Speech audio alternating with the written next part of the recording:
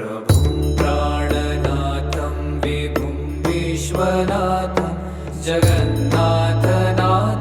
सदानन्दभाजं भवद्भव्यभूतेश्वरं भूतनाथं शिवं शङ्करं शम्भुमीशानमीडे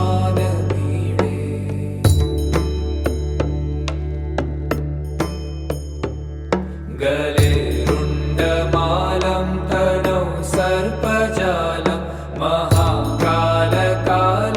गणेशादिपालं जटाजूटगङ्गोत्तरङ्गैर्विशालं शिवं शङ्करं शम्भुमीशानमीडे